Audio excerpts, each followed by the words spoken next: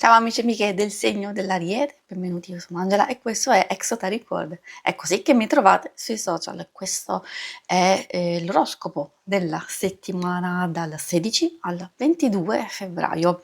Prima di iniziare vi ricordo che è una lettura generica, prendete solo ciò che vi risuona e se volete potete integrarla col vostro ascendente. In descrizione trovate le recensioni dei mazzi usati, i link per acquistarli, i link alle playlist per conoscere il significato delle carte della Sibilla Lenormand e della Sibilla italiana. Vi invito a iscrivervi e abbonarvi al mio canale per sostenere il mio lavoro. Vi ringrazio moltissimo se lo farete o l'avete già fatto. Adesso possiamo partire col dare uno sguardo principale generale alla vostra settimana, poi vedremo i segni zodiacali da attenzionare, l'amore, il lavoro e le finanze. Come prima indicazione della vostra settimana troviamo questo bel quadrifoglio, porta varie possibilità, anche delle sorprese, delle novità che possono essere interessanti, magari anche finalmente delle soluzioni a dei problemi, a delle cose complesse, o anche delle situazioni favorevoli al nostro vantaggio e che quindi magari finalmente possiamo trovare quella soluzione giusta, possiamo trovare una quadra in qualcosa che stiamo facendo, una sorpresa, nel senso anche una novità, un input, una nuova ispirazione per cose che possono coinvolgervi soprattutto in alcune relazioni, collaborazioni, quindi intesa, accordi che possono riguardare sia la vita privata che quella lavorativa. Infatti abbiamo al centro questo anello, ci parla appunto di impegno, di unione, di accordo, di intesa, di raggiungimento anche di un possibile compromesso, se lo state cercando per questioni importanti lavorative che possono riguardare una figura. In questo caso troviamo l'uomo o gentiluomo, quindi potrebbe essere proprio una persona nello specifico. ehm, Riguardo il lavoro, perché diciamo in questa posizione ci dà un po' più l'aspetto delle questioni pratiche, quindi o è una persona con una forte praticità e quindi può esservi utile un po' in tutti gli ambiti, o principalmente verso le questioni lavorative e burocratiche. I segni zodiacali da attenzionare particolarmente nella vostra settimana sono i segni di terra, quindi Toro, Vergine e Capricorno, e un po' anche quelli di fuoco, Ariete, Leone e Sagittario. E adesso andiamo a vedere l'ambito amore. Ambito amore, andiamo quindi a scoprire un po' anche come queste energie che abbiamo visto principalmente si vanno a riflettere nell'ambito amore, sentimenti, relazioni.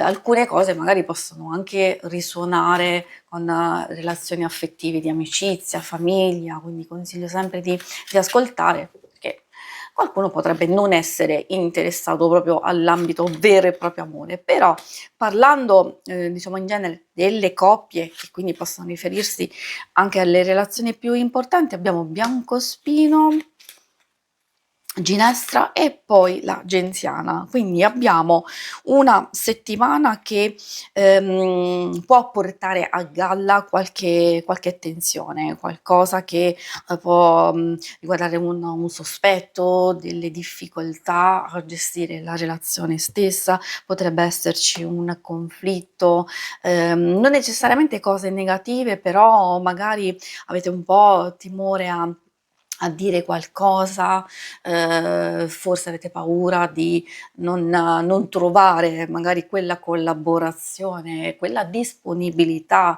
all'ascolto o all'essere sostenuti. Dipende dalle varie circostanze. Effettivamente il biancospino ci fa capire che, è necessaria, pazienza e prudenza, quindi se avete paura, di dire qualcosa, di fare la mossa sbagliata, oppure c'è già un conflitto in corso, c'è già un qualcosa che, richiede attenzione, allora quindi un occhio di riguardo, di aspettare, di valutare e quindi, di, essere un po' più sicuri, su alcune circostanze.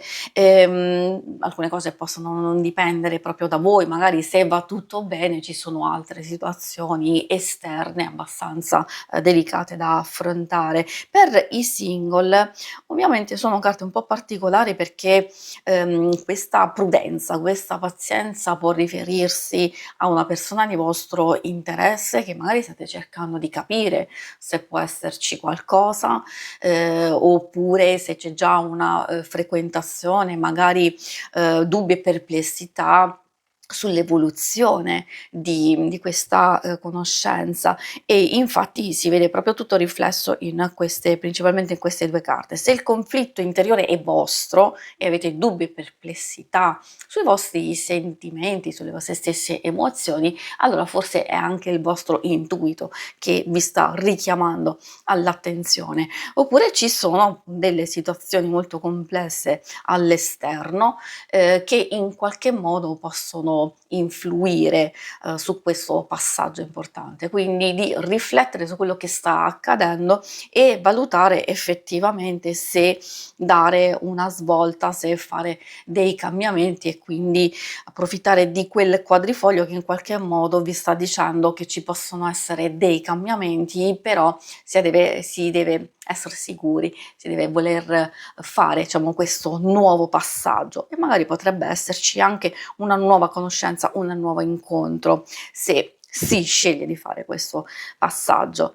Vediamo adesso insieme la parte dedicata al lavoro, alle finanze, magari varie questioni pratiche.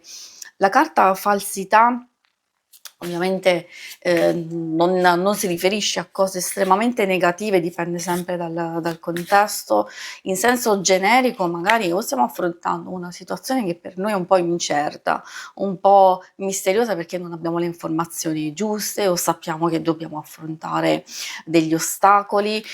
Nella peggiore delle ipotesi potremmo avere a che fare con delle persone che non sono così tanto sincere, oneste, quindi già si sono palesate, quindi sapete che cosa e chi dovete affrontare. Dall'altro lato invece magari se voi non siete sicuri di fare una determinata cosa o di accettare una proposta, dei consigli, delle indicazioni di una persona, io consiglio sempre di ascoltare l'intuito o mettersi nelle condizioni di verificare. E infatti la lettera ci parla proprio di questo.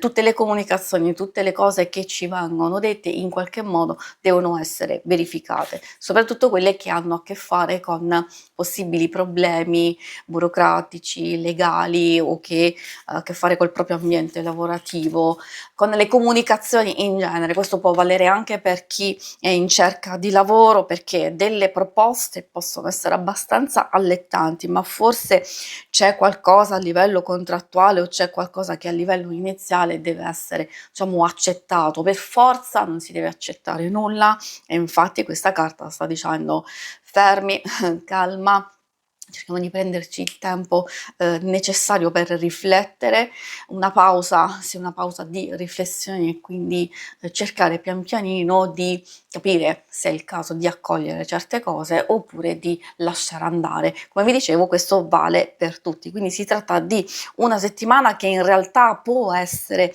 positiva, magari dei cambiamenti sì, diciamo, ci sono, però richiede tanta intelligenza, tanta cura, attenzione ai minimi dettagli, alle varie indicazioni, proposte, quindi tanta riflessione. Questo vi aiuterà a smascherare, a capire cosa c'è sotto, tutto quello che c'è sotto, sia di, diciamo, di situazioni più complesse, quindi per trovare delle nuove soluzioni, sia per sbloccare un qualcosa che non sta funzionando. Magari per quelli che cercano stanno cercando lavoro è una situazione difficile, dove possono arrivare delle novità e delle notizie interessanti, però queste carte vi stanno dicendo che probabilmente è qualcosa che non fa al caso vostro, o se volete accettare potrebbe essere una condizione passeggera, magari più in là c'è qualcosa di più interessante. Si conclude qui la lettura, vi ringrazio per avermi seguita. Se volete in alto a destra trovate il logo per iscrivervi al canale, mentre in basso trovate le schermate per vedere il vostro oroscopo mensile e il lunare quindicinale. Alla prossima, vi auguro una buona settimana. Ciao!